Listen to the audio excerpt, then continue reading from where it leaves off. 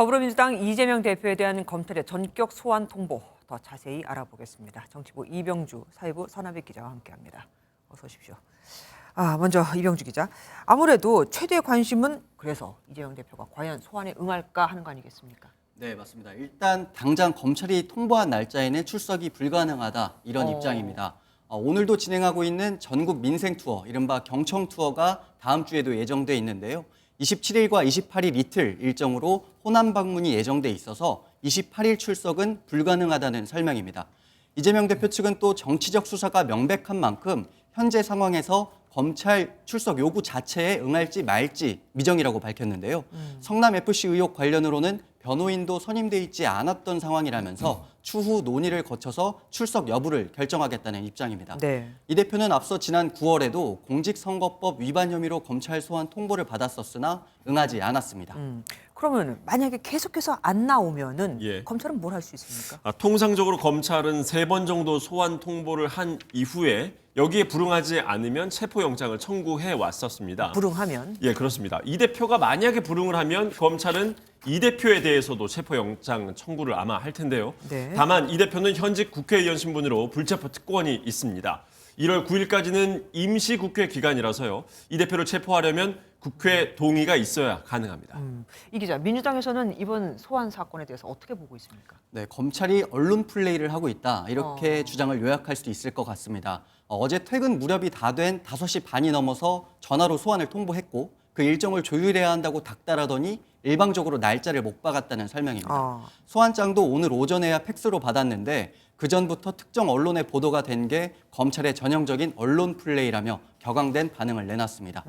민주당은 또 이번 일이 정치인 비리 수사와 다르다. 뭐가 다르다는 겁니까? 네, 일반적인 정치인 수사와 다르다 이런 설명인데요. 제1야당의 대표, 특히 대선에서도 국민의 절반이 가까운 지지를 받았던 정치인이지 않습니까? 그런 상황에서 수사 방식이 좀 잘못됐다 이런 주장입니다. 필요하면 서면 조사를 할 수도 있는데 이를 건너뛰고 서면 조사를 건너뛰고 바로 소환 조사를 했다는 것 자체가 문제라는 겁니다. 현재로서는 이렇게 소환을 통보할 이유가 보이지 않는다고 또 주장을 했고요. 또 게다가 대장동 의혹이나 변호사비 대납 의혹 등 다른 사건 수사도 있는데 이렇게 껌껌이 대표를 소환하는 건 전형적인 망신주기식 수사로밖에 볼 수 없다고 주장을 했습니다. 네. 박홍근 원내대표도 대선 경쟁자였던 사람을 이렇게 소환 통보하는 것은 이 정권이 정적 제거에만 혈안이 된 것이라고밖에 볼 수 없다면서 당 차원의 대책을 논의하겠다고 밝혔습니다. 네. 반면 소환 통보 소식이 알려지기 전이었긴 하지만 비명계로 분류되는 조응천 의원은 이 대표가 당당하게 싸워나가길 원한다면서도 당이 싸울 일이 아니라고 선을 긋기도 했습니다.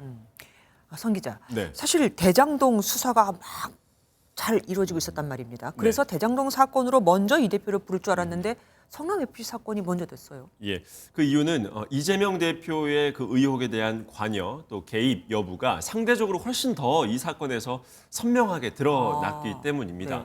네. 검찰은 지난 9월 두산건설 전 대표와 전 성남시 팀장을 기소하면서 공소장에도 이재명 대표가 정진상 실장 등과 공모를 했다라고 썼습니다.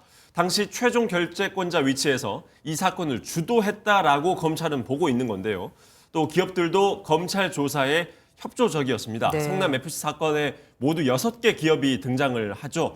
재판에 넘겨진 두산을 제외한 나머지 기업들이 조사에 상당히 협조적이어서 수사 진도가 빨랐다는 말도 전해집니다. 아무래도 결재가 된 서류도 있고 하니까 상대적으로 증거가 예, 더 그렇습니다. 많았다 이거군요. 예. 처음에는 대장동 수사가 더 세게 진행된 것 같은데 어떻게 된 거죠?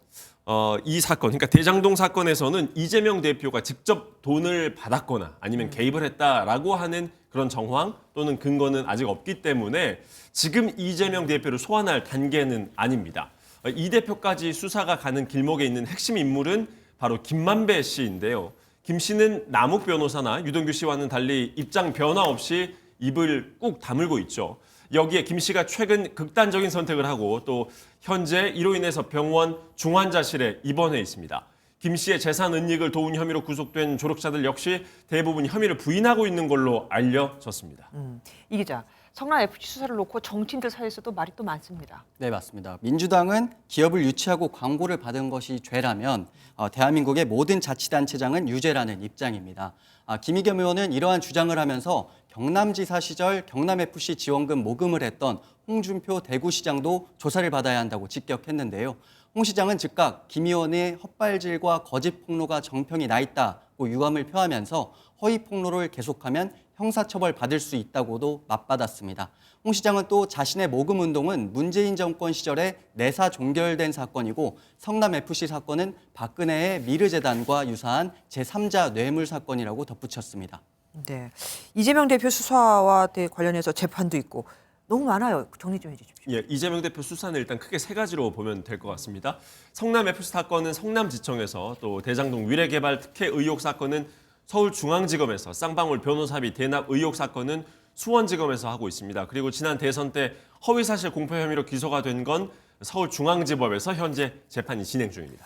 매번 그러면은 건건이 나올 때마다 또 이런 일이 또 발생하겠군요. 여기까지 하겠습니다. 고맙습니다. 안녕하세요. 김주하입니다. 공정하고 신속한 MBN 뉴스, 유튜브를 통해서도 만나보실 수 있습니다. 특히 더 많은 뉴스와 라이브를 보고 싶으시다면 오른쪽을 눌러서 구독하시면 됩니다. 어렵지 않죠? 빠르고 정확한 뉴스로 계속 찾아뵙겠습니다.